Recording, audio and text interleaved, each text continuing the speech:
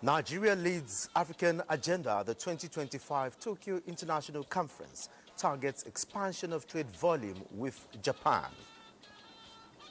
You need an industrial base, which is what Nigeria is trying to achieve. We are working to ensure that efforts are inclusive, sustainable. We must therefore transform humanitarian operations to be more efficient. A call to stand with millions whose lives hang in the balance and are those who help others as world commemorates Humanitarian Day.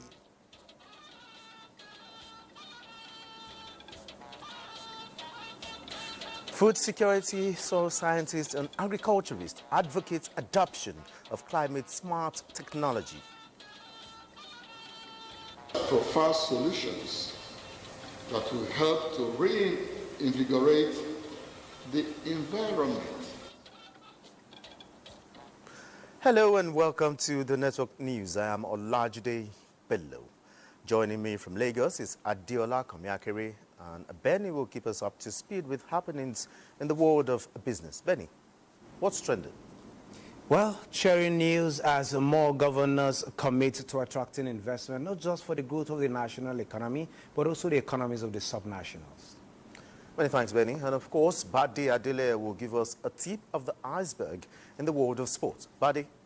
Well, Olajide, Nigeria Super Eagles Team B bowed out of CHAN 2024 on a high this evening with victory over Congo as the Tigers get set for the battle against Senegal. All right, many thanks, Badi. Remember, you can watch this broadcast live on our website, nta.ng/live, and on our other social media handles displayed on your screen.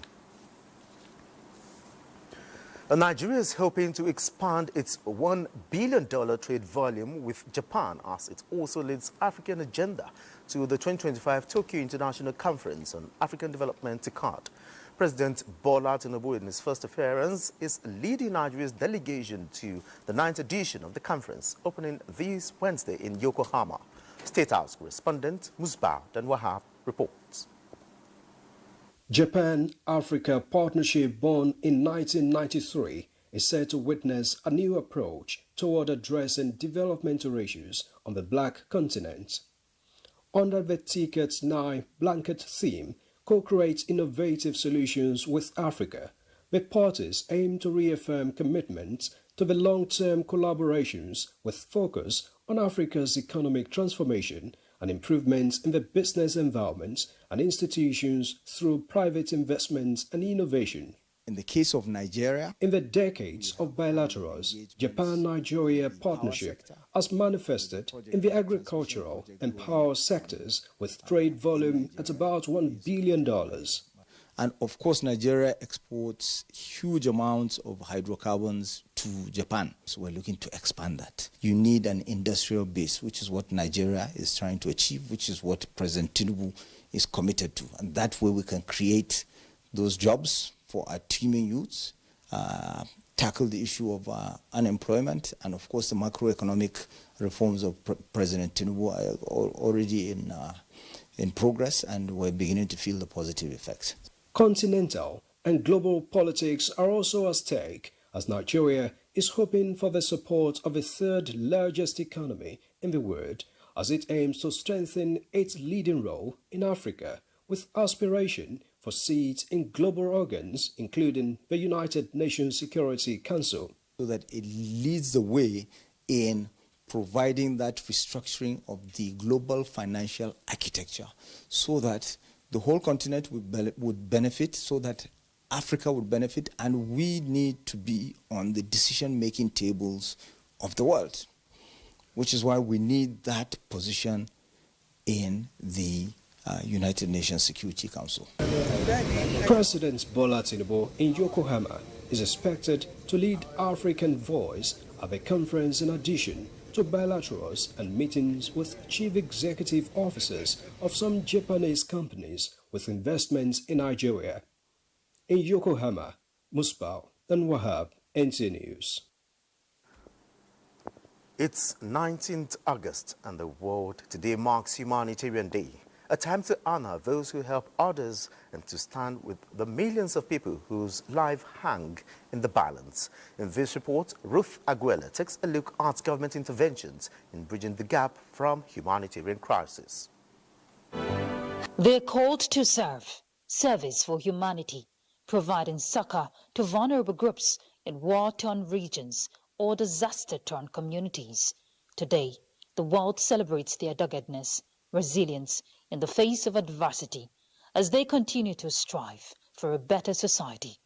It is the World Humanitarian Day, a day to recognize and honor humanitarian workers while promoting advocacy to meet humanitarian needs globally.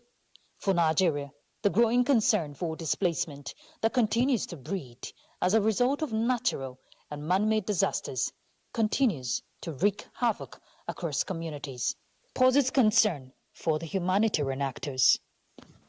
Nigeria is bleeding, particularly in this area of displacement. For a country to have 6.7 Nigerians being displaced, you know that the magnitude is alarming. We have developed and redirect the focus of the ministry towards providing durable solutions. The National Social Registrar should not be a permanent destination. So also our IDP camps should not be where people remain there permanently. People staying in camp for more than 10 years, I don't think is acceptable. This year's message on strengthening global solidarity and empowering local communities is a call to action for nations to adopt global approach by empowering communities to become self-reliant and build resilience, and the federal government, through the Ministry of Humanitarian Affairs and Poverty Reduction, are taking deliberate steps to empower vulnerable groups through its diverse initiatives from skills to grants. To ensure that, one, there is emergency intervention fund that Mr. President granted approval to augment what is currently ongoing, to also work with the international community like the European Union.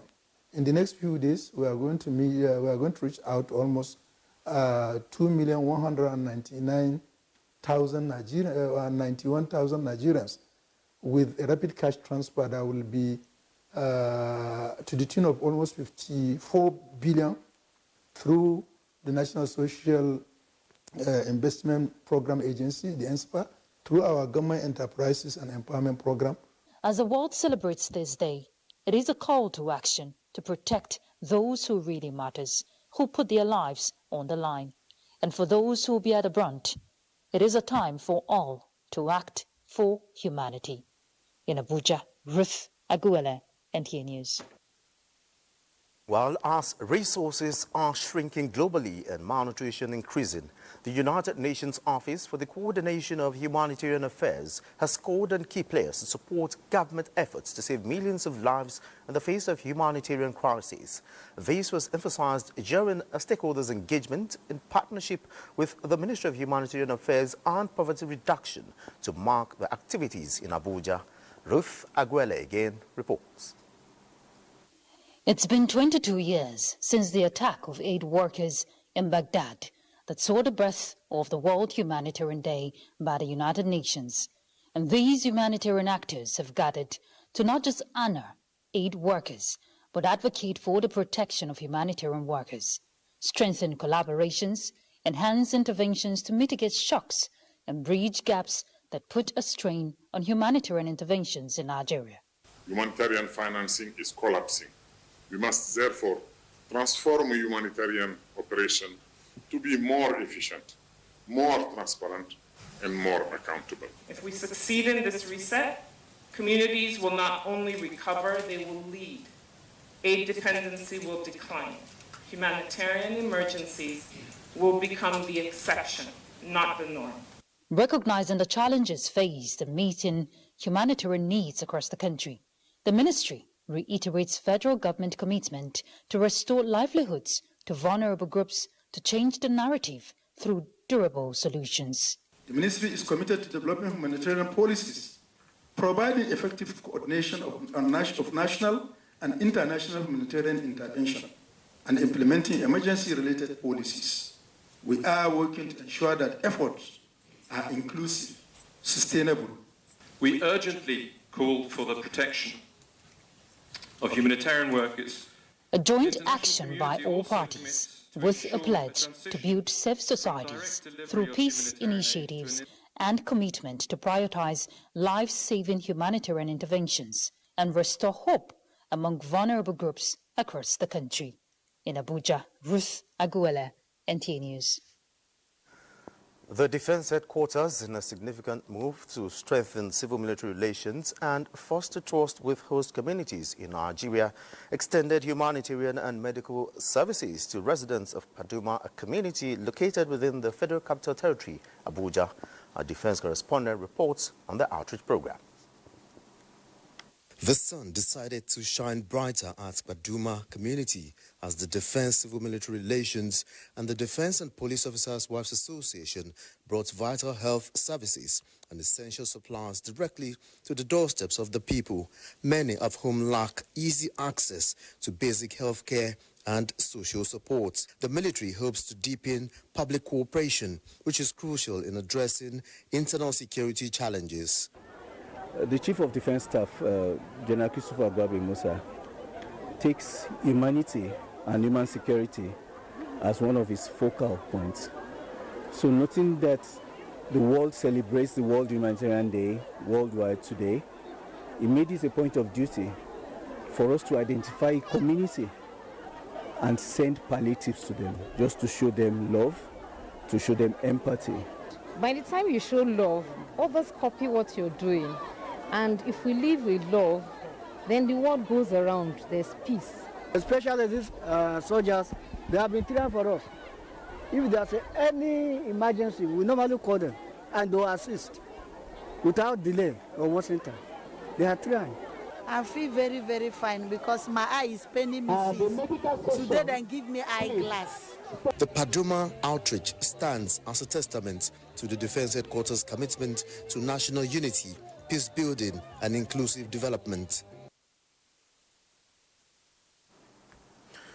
And away from World Humanitarian Day celebration, the National Emergency Management Agency, NEMA, says it will continue to strengthen collaboration and adopt new strategies in mitigating disasters across the country.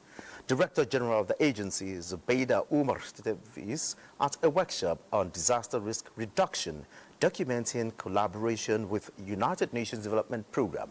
Ilyasu Ali Yakubu reports.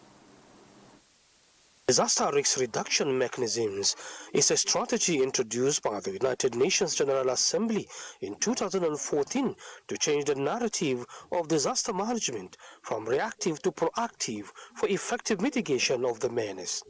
Since the introduction of this strategy, NEMA has been strategizing and strengthening collaboration to manage the situation with the use of the new strategy. This stakeholders validation workshop is therefore on a draft development of the National Disaster Risk Reduction Strategy. So the National Disaster Risk Reduction Strategy 2025 to 2030 and the Action Plan 2025 to 2028 is therefore a timely and necessary strategic document designed to strengthen and institutionalize resilience across critical sectors of the country. We must always remember that disasters, whether natural or human-induced, are not gender neutral. Women, children, persons with disabilities, and the elderly are disproportionately affected. Nigeria's disaster risk reduction strategy is more than a document. It is a blueprint for action. It will guide our efforts to reduce disaster risk. The validation workshop experts believe that the sustained strategy can go a long way in reducing the hazards faced by flood victims. In Abuja, Ilyasu Ali Yakubu, NTA News. You're watching the Network News. More reports when we return. Thanks for being there. Now let's head straight to the judiciary. The Federal High Court, sitting in Abuja, has fixed 10th September 2025 for ruling on the bail application filed by Defense Counsel in the terrorism trial of suspects of the 2022 attack on a Catholic church in Owo, Ondo State. Chukwunonso Nwabueze reports that the court also granted the prosecution counsel's witnesses protection application. At commencement of the day's proceedings, the prosecution counsel Callistus Eze informed the court that Ayodeji Adedipe, senior advocate of Nigeria, has appealed for the fiat of the Attorney General of the Federation to take over the matter as the lead prosecution counsel, prompting his application for an adjournment to ensure the completion of the process. He also prayed the court to grant a motion ex parte on witness protection filed on the 14th of August 2024 in pursuant to Section 73, subsections 1, 2, 3, and 4 of the Terrorism Prevention and Prohibition Act 2022. Without any objection by the defense counsel Abdullahi Muhammad, the trial judge, Justice Emeka Nwite, granted the prosecution counsel's prayer. On the issue of motion on notice for bail application filed on the 11th of August 2025, the defense counsel informed the court of their willingness to go on with the motion despite receiving a counter affidavit from the prosecution counsel. He urged the court to grant bail to the 5 defendants on the grounds that he is supporting his motion with 2 paragraphs of affidavit deposed to by a litigation secretary in his law firm, alleging that more than 3 years since the arrest of the defendants, he nor their relatives have been able to have access to them as against what was granted by the court. The prosecution counsel, while objecting to the bail application, argued that the defendants and their applicants have not presented to the court sufficient grounds upon which the court should rule in their favor. Justice Emeka Nwite, after taking the counsel's submissions, adjourned the matter to the 10th September 2025 for ruling on the bail application. We are moving. It's good. If it had been like this since about 3-4 years they've been kept, perhaps we would have finished this case. These people have been accused of belonging to a foreign terrorist organization. You cannot just allow them to roam the street. We need to protect our country. That is why we have said they shouldn't be granted, because we don't know the length that they may have access to. The 5 defendants accused of masterminding the 2022 attack on St. Francis Catholic Church, Owo, Ondo State, are facing terrorism charge preferred against them by the federal government. Chukwunonsonwa Bweze, NTA News. 2 notorious drug kingpins have been convicted and sentenced to a combined 10 years imprisonment by Federal High Court in Lagos. One was arrested in Ikeja, Lagos, after NDLA operatives dismantled his drug trafficking network, leading to a recovery of 24 jumbo bags containing 681 pouches of Canadian loud, a strain of cannabis. Upon arraignment in court, Justice Dende Dikweolu sentenced him to 6 years in prison with an option of 50 million naira in lieu of jail. The second person was first arrested by men of customs service along Shagamu-Ijebu-Ode Expressway with 2,197 kilograms of skunk, after which he was arraigned before the same judge, who also convicted and sentenced him to 4 years in prison with an option of 50 million naira fine. While the Federal High Court, Abuja Division, has ordered the 4 bank accounts allegedly linked to the immediate past Group Chief Executive Officer of the Nigerian National Petroleum Company Limited, NNPCL, Mele Kyari, should be temporarily frozen. Justice Emeka Nwite gave the order after counsel to the Economic and Financial Crimes Commission, Ogechi Uja, moved an ex parte motion to that effect. The EFCC informed the court that the application was based on ongoing investigations into some alleged fraudulent transactions concerning the former NNPC GCEO. The Court of Appeal, Abuja Division, has affirmed the status of the Appellate Court as final arbiter to hear and determine all labor matters. The clarification came to the fore as a panel of the Intermediate Court, led by Justice Okon Abang, dismissed an application by Kogi State Government to obtain a stay of execution on a judgment which was given in favor of former Deputy Governor Simon Achuba that Kogi State Government should pay 1,070 million naira salary arrears owed to him while in office. Just as the Court of Appeal held in this ruling this morning, counsel should learn to, first of all, look at what the law says before taking any brief from any client, no matter how juicy that brief is. What is the position of the law? You have to advise your client on what the law says. It ordered counsel to Kogi State Government to pay 3 million naira to the respondent, Simon Achuba, before any further step is taken on the matter, saying the counsel apparently did not guide his clients properly on the matter. And away from the judiciary, Nigeria's national broadcaster and Africa's largest TV network, the NTA, has been positioned to create deep connections with viewers and audiences around the world. It is currently undergoing critical facility upgrade with targets to improve content quality, news and programs impact, as well as expanded switch and reliability. Nnamdi Odipo tells us more. These days, television is all about integrated feeds, real-time data and advanced technology, all morphing to evolve quality content that meets audiences' expectations. Modernization is therefore key, and NTA realizes it must move beyond continued reliance on obsolete technology. By integrating new technologies into an already existing framework and doing so almost seamlessly while maintaining 24/7 broadcast requires near military precision. And that is what the NTA is doing with its latest upgrade in broadcast facilities. It has invested in a fleet of state-of-the-art digital HD SDI broadcast equipment, most of which have been rolled out and dispatched to its stations across the country. And what we see now are transformations of dim analog control rooms and studios into vibrant, fully digitized production hubs. In many cases, brand new iPad digital transmitters were acquired and dispatched to some state stations in a bid to push NTA's signal further and clearer than ever before. This equipment that we receive are highly definition equipment that have improved the quality of our signal, and it's an investment worthwhile. And for sure, the quality of what that will be coming out of our studios now will really be greater, brighter, crisp picture to our viewers at home. The target is not only to replace crumbling equipment, but to upgrade to modern, energy-efficient digital units. Already, early signs from NTA's zonal centers are promising. The quality of the signals and broadcasts from the zones that have been upgraded are turning viewers accustomed to the old NTA.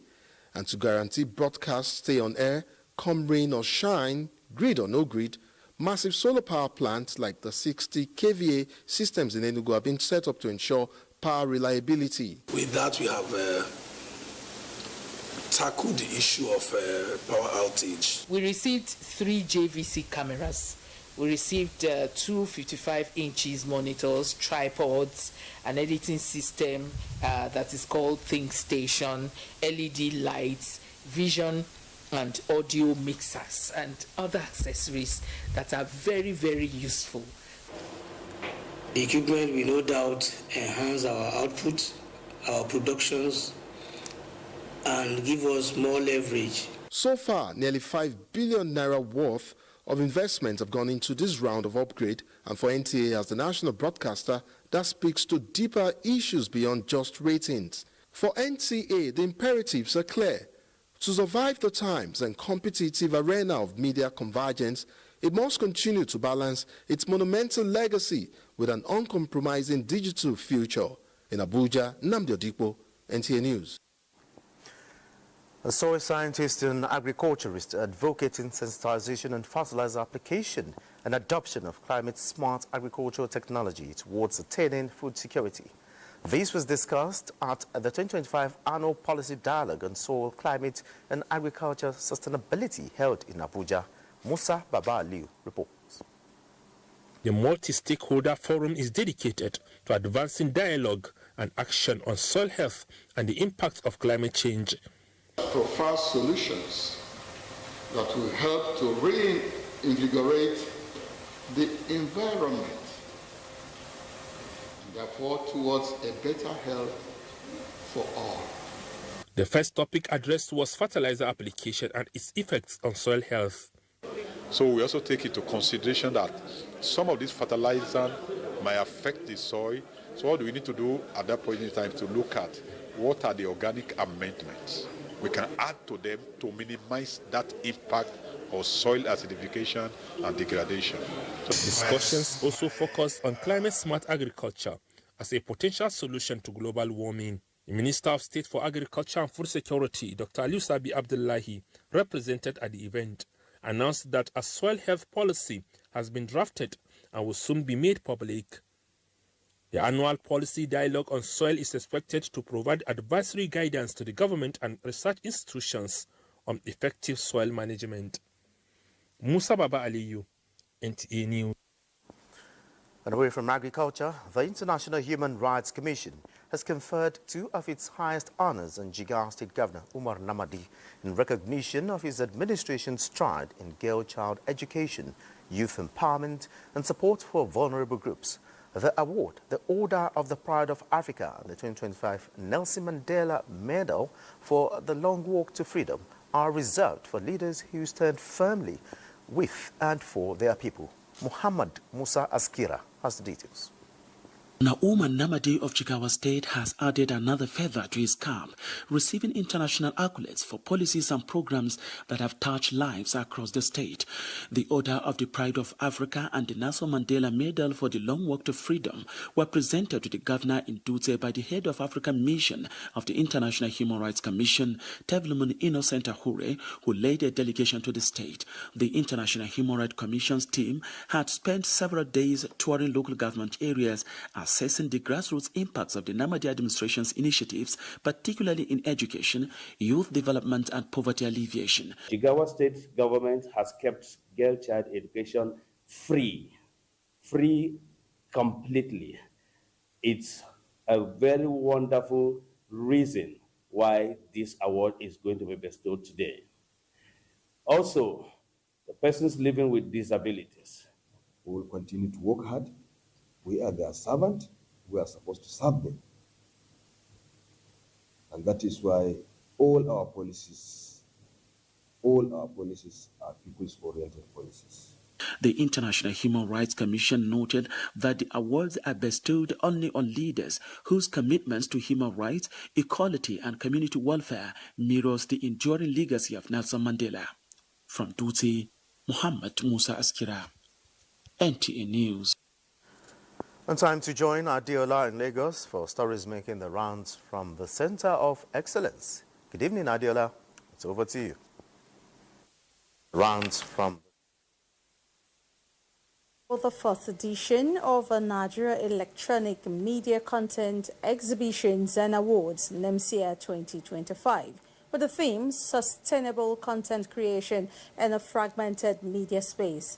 President of the Electronic Media Content Owners Association of Nigeria, Adeniji Omiri, announced expected impacts and activities for the two-day event scheduled for September 16th and 17th in Lagos. Awal Yusuf Jibo has details. Since its inception, NIMSIA has grown into one of the most influential gatherings in Nigeria's media, telecom, and creative economy.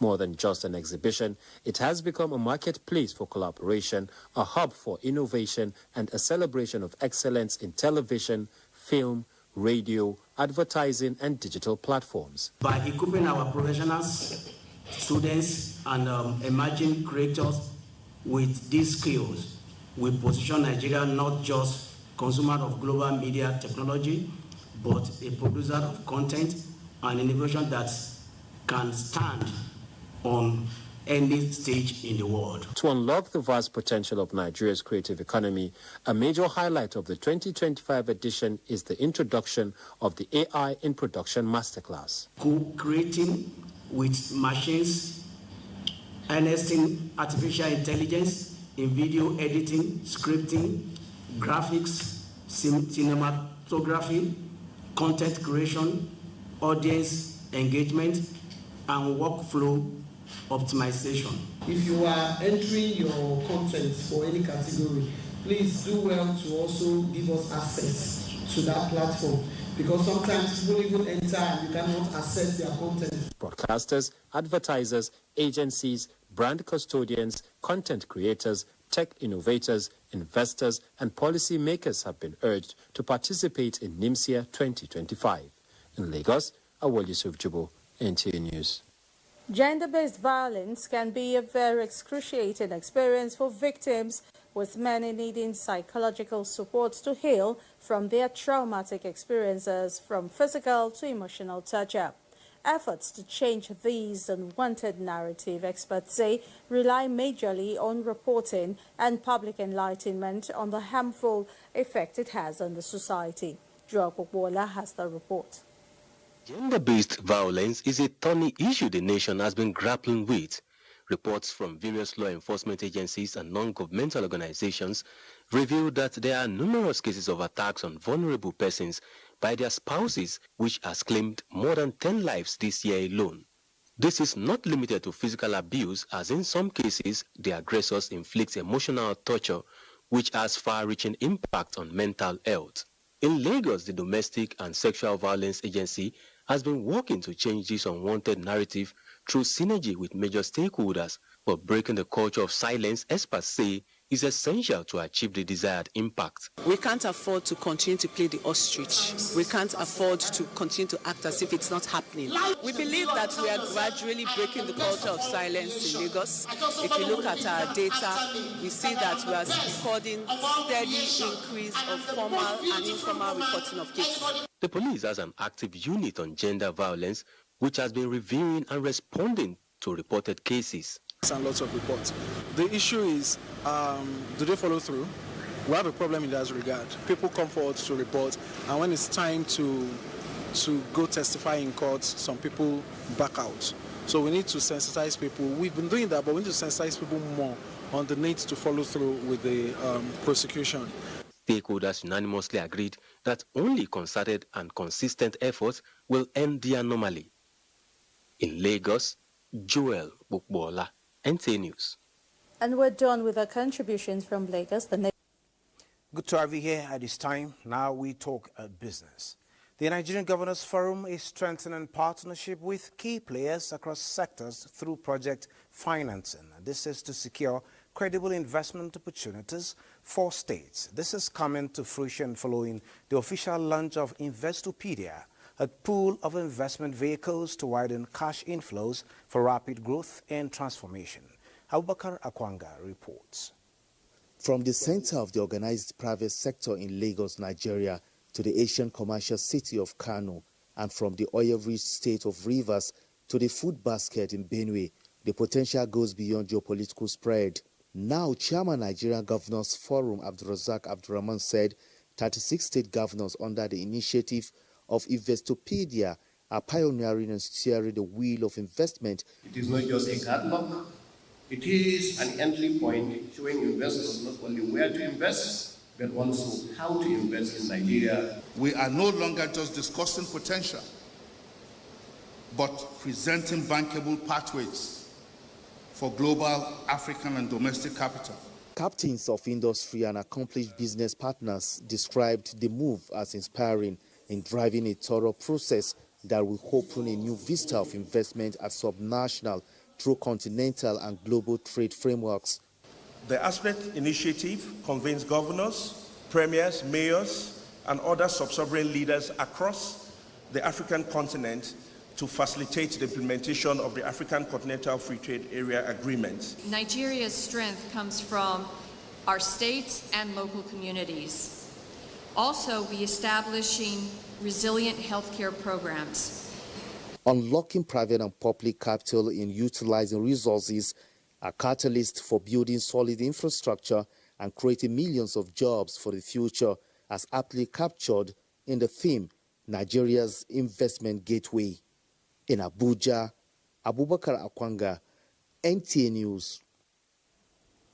Now from investment to insurance, where the National Insurance Commission, NICOM, and the Securities and Exchange Commission, SEC, say they are committed to working together to strengthen the sector.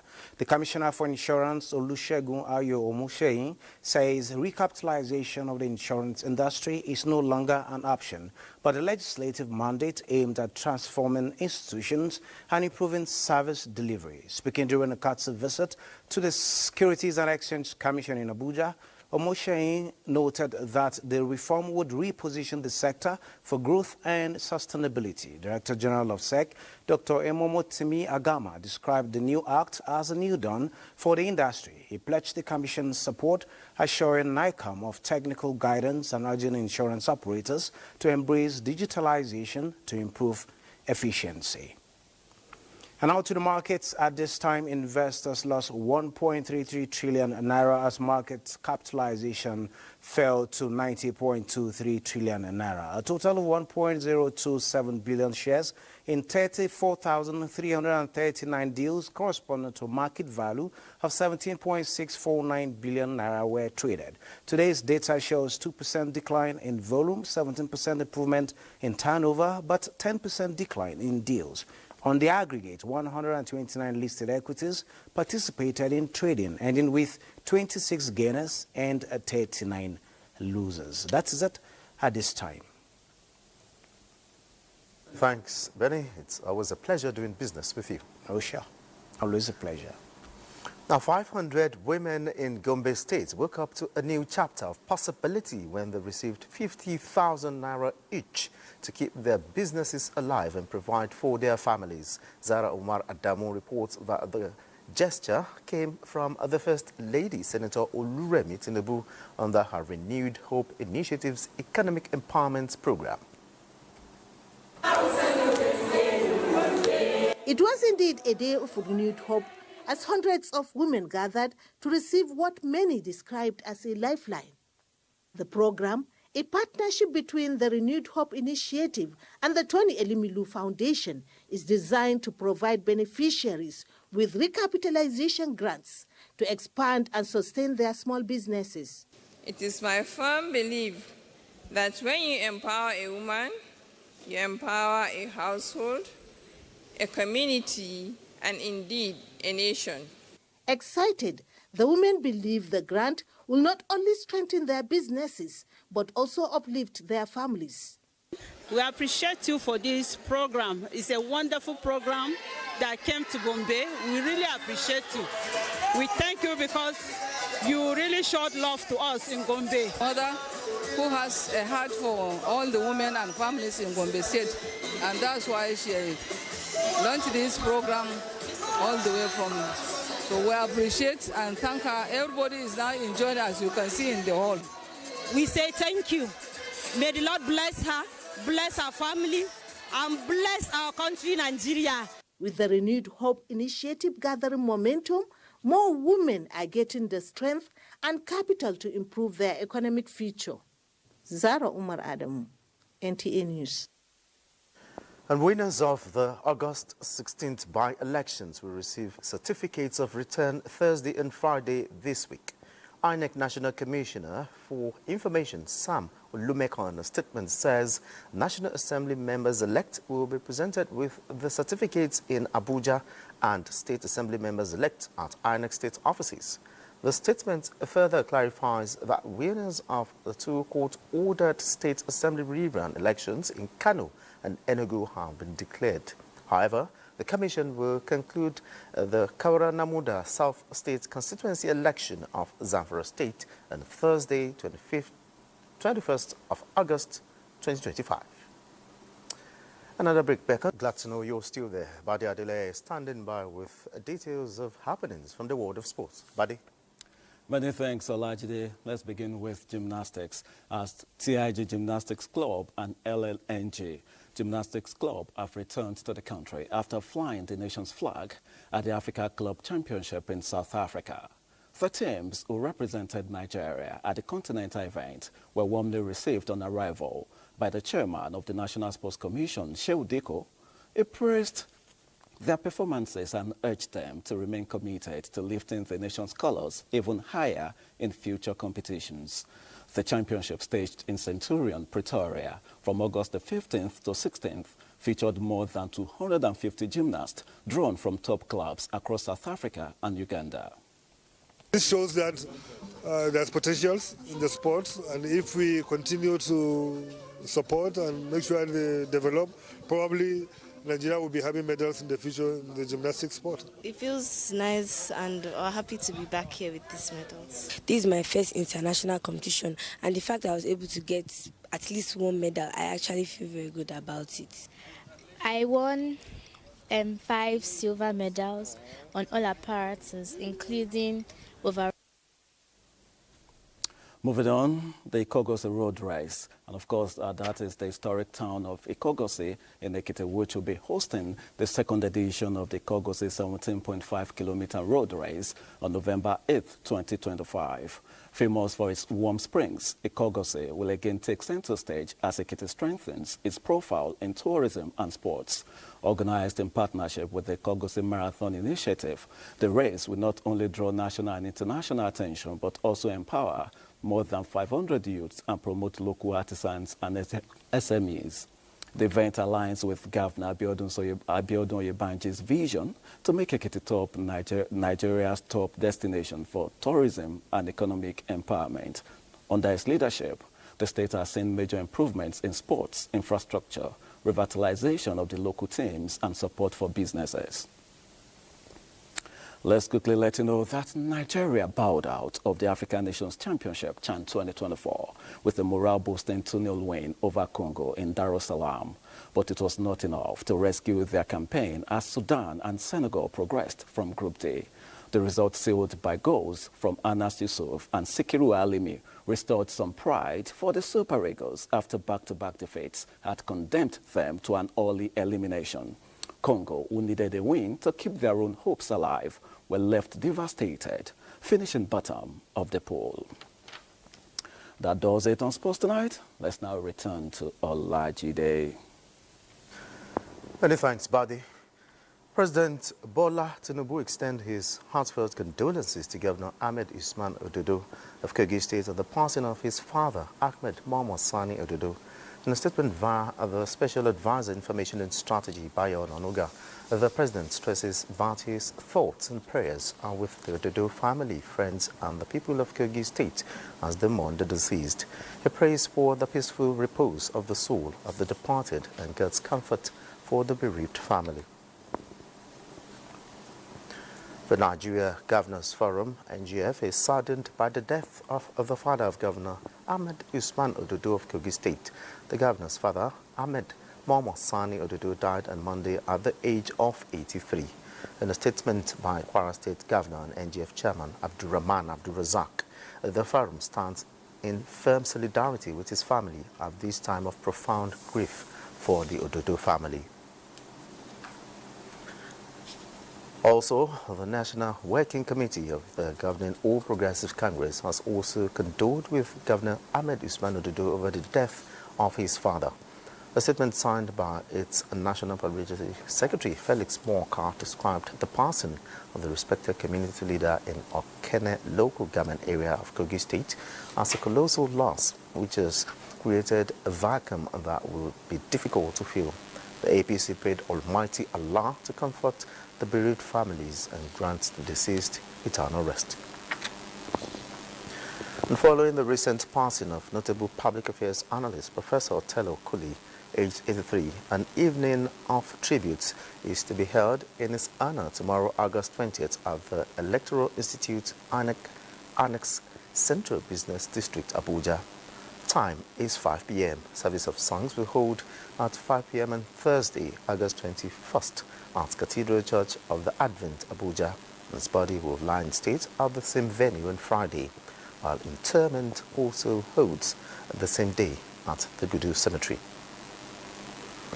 And up next is the weather forecast. Welcome to the weather forecast. I'm Sefia Seng Yunusa. Let's take a look at what's expected for Wednesday. Morning thunderstorms are likely in parts of Adama, Taraba, Gombe, Bauchi, and Kaduna, with chances of rain in Nasarawa, Plateau, FCT, Niger, and Cross River.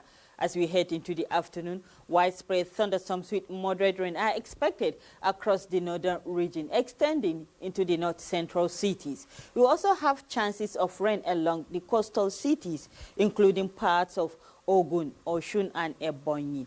Now, let's see how this weather pattern impacts the temperature. Thanks for watching.